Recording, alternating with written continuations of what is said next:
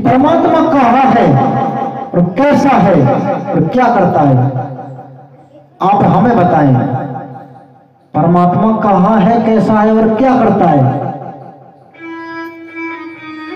प्रश्न बड़ा थोड़ा सा जटिल है मगर सोच समझने का है।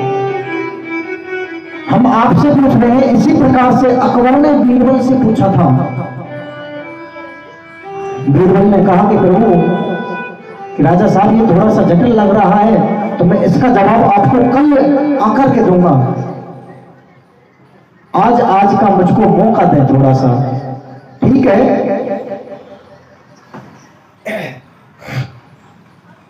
उन्होंने मौका दिया कि कल बता देना। तो वो घर पे जाते हैं, उनके बच्चे उनके पास में आए और उन्होंने देखा कि पिताजी का मुंह लटका हुआ है, उदास से लग रही है। ऐसा क्यों? पूछा, पिताजी क्या चिंता है आपको? आज आप कुछ चिंतित लग रही हो, कोई बात है हमें बताएं, हमारे मार्ग है, हम कुछ करेंगे, उपाय करेंगे, सहयोग करेंगे, मदद करेंगे।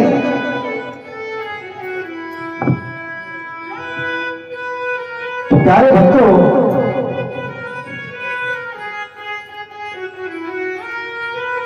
बच्चे ने जैसे ही कहा तो पिताजी ने कहा कि बेटा, जो चिंता हमको सता रही है ना, वो आपको बताने लायक विषय नहीं है, आपके मतलब की बात नहीं है। बेटा ने कहा कि पिताजी, आप केवल एक बार बताओ तो सही। उन्होंने कहा, ठीक है कि हमसे राजा साहब ने यह प्रश्न पूछा है कि भगवान कैसा है, कहां है और क्या करता है। प्रश्न 3 है और मुझे बड़े प्रश्न ये कठिन जटिल लग रहे हैं कि मैं क्या करूं, उनका क्या उपाय।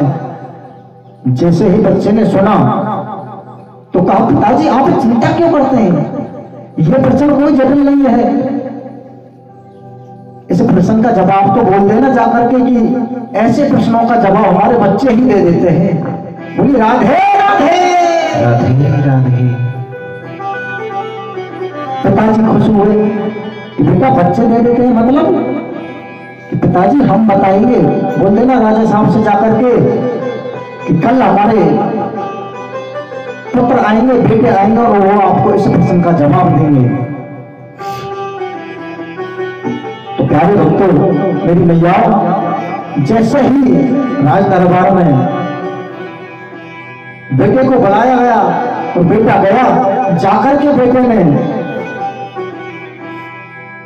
राजा साहब को प्रणाम किया। राजा साहब ने जाते ही कुछ नहीं कहा, कोई सम्मान नहीं किया, कोई आदर नहीं किया, जाते ही प्रश्न कर दिए, आपको भेजा है आपके पिता ने। हाँ हम आए हैं, तो बताओ भगवान कैसा है, कहाँ है और क्या करता है?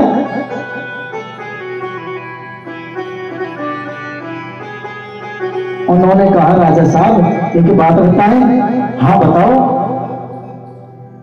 कि अगर किसी के घर पे कोई अतिथि आता है ना, तो कहते हैं अतिथि देवो भव।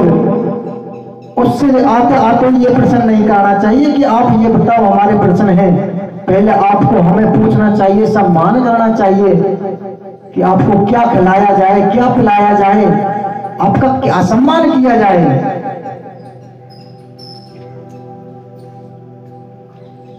राजा साहब ने कहा कि ठीक है बेटा, आपके मन में जो आ रहा है, ठीक है, आपको क्या खिलाया पिलाया जाए बताओ। तो राजा साहब से कहा उस बेटे ने कि राजा साहब मुझे आपका कुछ नहीं चाहिए, धन दौलत कुछ नहीं चाहिए। तो क्या चाहिए बेटा आपको? मुझे चाहिए केवल आप एक काम करो, एक कटोरी में दूध ला के दे दो मुझे। आदेश कर दिया राजा साहब ने और दूध मंगा दिया। जैसे ही दूध को मंगाया तो बेटा खड़ा था राज दरबार में, सभी देख रहे थे, सभी सुन रहे थे।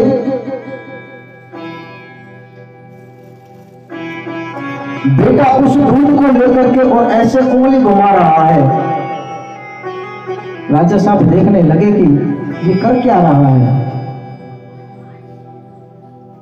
क्यों नहीं आखिरकार उन्होंने पूछ लिया कि बेटा आप क्या कर रहे हो। राजा साहब से कहा बेटे ने कि राजा साहब आपको पता है इस दूध के अंदर से मक्खन को निकाल रहा हूं मैं। राजा साहब ने कहा कि मक्खन ऐसे निकलता है क्या? मुझे लगता है आप जितने छोटे हो ना उतनी छोटी आपकी बुद्धि है। तो मेरी मैया आप उधर ध्यान नहीं दें, बोली राधे राधे राधे। राजा साहब से बच्चे ने कहा राजा साहब जिस प्रकार से आपको पता है ये दूध है, आपने प्रश्न किए थे कि भगवान कैसा है, क्या करता है और कहां है, तो आपको पता है इस दूध से मक्खन भी निकलता है, दही भी निकलता है, लस्सी भी बनती है, हाँ, और मक्खन भी इसके अंदर है। आपको दिखता है क्या? नहीं तो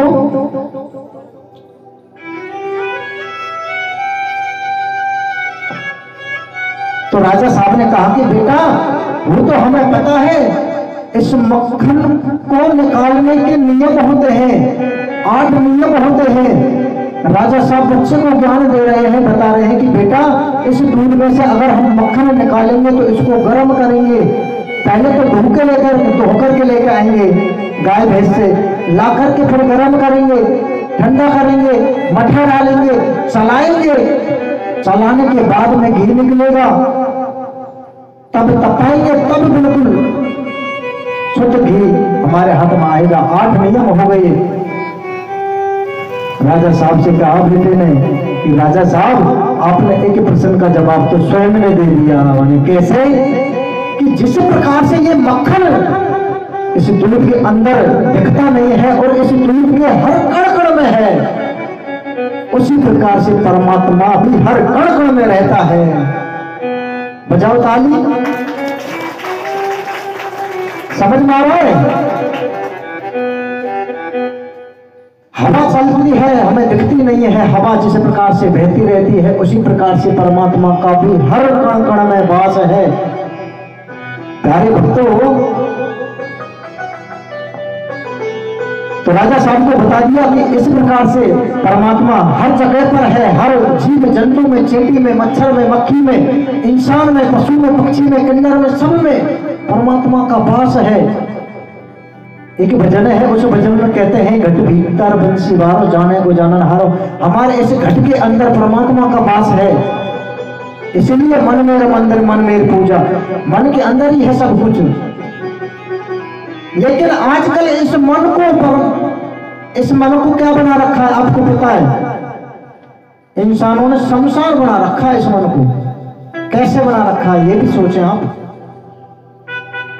हमारा प्रश्न एक हुआ, अभी प्रश्न 2 बचे हैं, उनका जवाब देंगे। इस बात को समझें कि शमशान इस प्रकार से बना रखा है कि जो खाने की चीज होती है ना उनको नहीं खाते आजकल, मांस भक्षण करते हैं, दाढ़ों में ही लगा रह जाता है, अंदर गंदगी जाती है।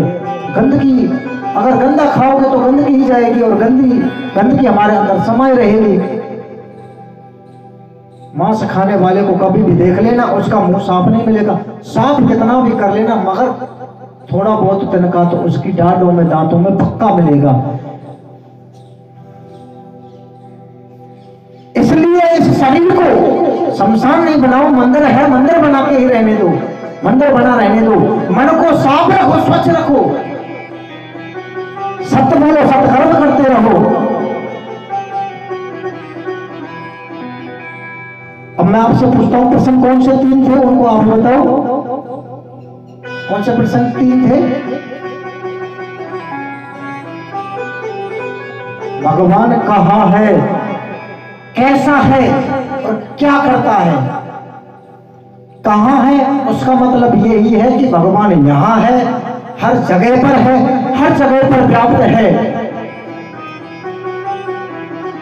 कैसा है, कैसा है उसकी आकृति बताएं हम, कैसा है, कि जिस रूप से भक्त भगवान को देखेगा उसको उसी रूप में दर्शन देता है। बजाओ ताली।